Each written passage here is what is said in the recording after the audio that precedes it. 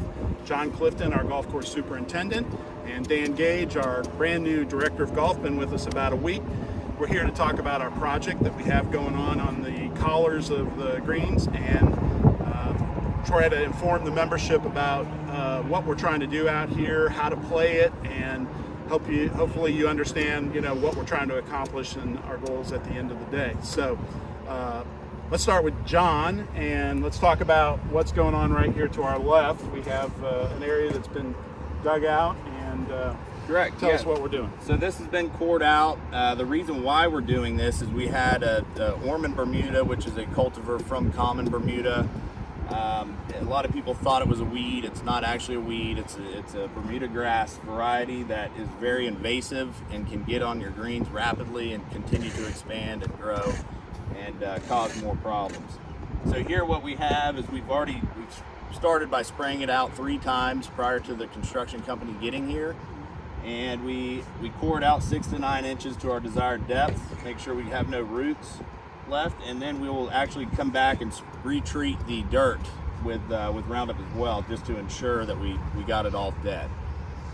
So that's the first process, and then if you look over here, you can see they backfilled it already with a 80-20 mix, which is 80% sand, 20% compost, which helps retain a little bit of moisture once we do get the new sod on top of it. So John, there is some roots that you can still see in the like over there. I see some roots sticking up in the bottom, and the idea is the Roundup and Garland and whatever else you're using in that cocktail that you had in that blue container there. And we're trying to, definitely keep this away from in the future. We do not have this on the greens anywhere. There is none of it is on the greens. There is still, we did roughly 10 to 20 feet around every green. Our main priority was keeping it off of the green, so it's going to be a continuing issue as we have it surrounding every one of our collars.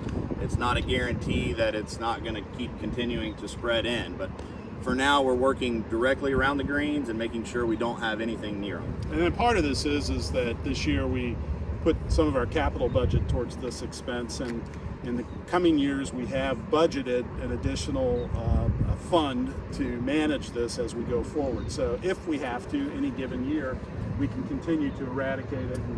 And part of that spraying out, again, at the beginning you said, you spray it 3 times. Well, that's all the brown spots that are out there. It looks like dead grass, and it is dead. But, the roots are still sometimes down underneath, and they can recover. So, all right, I think that's good. And then we obviously are being careful around our sprinkler heads, and we do a lot of hand digging. You do have to be careful because our irrigation lines do kind of fluctuate. It's not a consistent level. They were plowed in, so we're not 100% sure the depth of every single one of them. So once we do expose to that 6 to 8 to 9 inches, we're very, very careful to not puncture any lines or wires. Well, this looks good, and we have some pictures of work that was done on 10, and we'll share some of that also on the way back where we've got that prepped and ready to go for sod. And the sod will be rolled out as opposed to pieces that you normally would see, and so it will have very few lines to knit together, and it should grow in quickly. Absolutely. We've got some nice looking turf out there. So let's take it to Dan. Dan, our director of golf. Good to have you with us. Good to be here. And Dan's going to talk about scoring and playing out of these areas or not playing out of these areas, and the various things that you should be doing as we go through this project. Well, perfect. Yeah, so during the project, some of you have already noticed that they're starting to work throughout the golf course. So they are having one hole closed at a time as they move throughout the golf course. So please, when you come out to play, check in at the golf shop, check in with one of us to make sure you know exactly what hole they're working on. You'll see a sign on the holes or the areas that are closed. So, we'll do our best to try to keep you informed as they move out. The crew is moving quickly.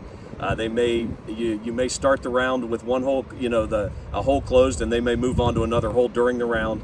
So just please, poke your head in the shop or stop one of us, and we'll keep you as updated as we can. For scoring purposes, when a hole is closed, to post a score, we're going to ask you to take net par on that hole, which simply means that if your handicap allows for you to get a shot on that hole, you're gonna write down a bogey and continue on. If you get 2 shots, write down net double bogey and go and move on. if you are playing a friendly match against some of your buddies, a hole that's closed, we're going to recommend that you just have that hole and move on, as we don't want to interrupt.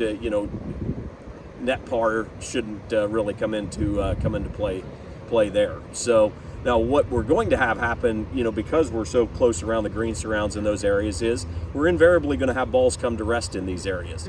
We're going to ask during this time, please do not play out of these areas, and try to not interrupt these areas as much as possible.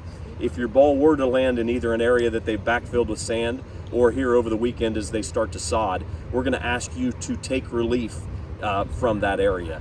Even though it's technically considered ground under repair and you can play from ground under repair, we're going to ask you during the project, and as the ground sort of knits in and heals, please do not play out of these areas. The procedure for going forward is there is no penalty. You get free relief. We're going to ask you to find the nearest point of complete relief from the area of disturbance. You get one club length from there, no closer to the hole. You simply drop your ball and continue on with play of the hole. But the more we can stay out of these areas and keep them uninterrupted, the faster the turf is going to knit in and grow, and the quicker we're going to get back to the conditions that you've all come to know.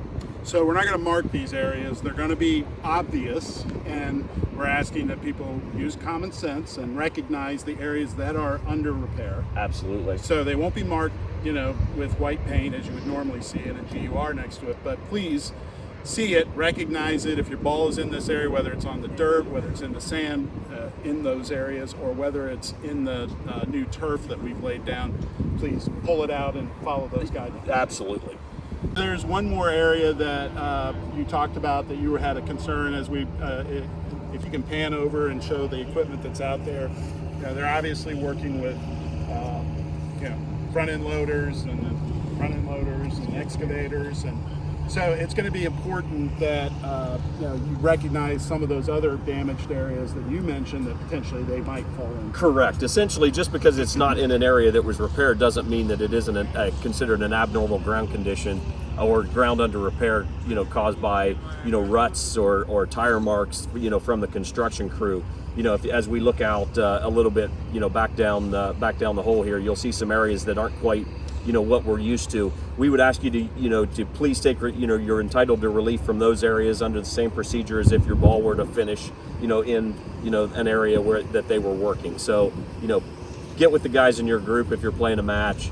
Come to some sort of conclusion. If you can't come to a conclusion, call the golf shop. We're happy to make a ruling and go out there, but we're going to be very liberal with giving relief from areas that were disturbed due to the project. All right, so, and then finally, John, I know in the past when you did this project the last time you were out here, you rolled out these areas, making sure that you fertilized, got them growing again, and got them back in excellent shape as quick as possible, and I'm sure we can expect that as we go forward as well. Absolutely. So we're hoping the time frame will be roughly 3 weeks. We all know the member guest is coming up shortly after that, so we will definitely be pushing these areas hard, rolling them, smoothing them out as much as possible, and I expect it to knit in very quickly.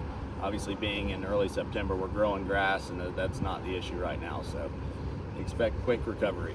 So this is it. This is our project. This is what we're doing right now. We're investing in the property again and to the golf course and trying to make it as nice as we can.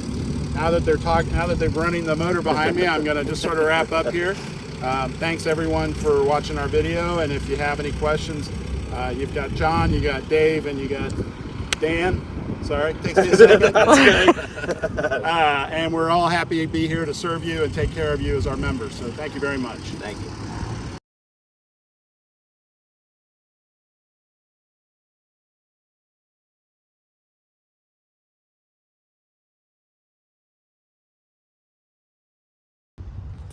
All right, this is the area on 10 that we took some pictures of yesterday, and you can see the finished leveling, and it's prepped and ready for sod. So the sod will be coming in this weekend, and we'll have this area covered by Monday, I would assume.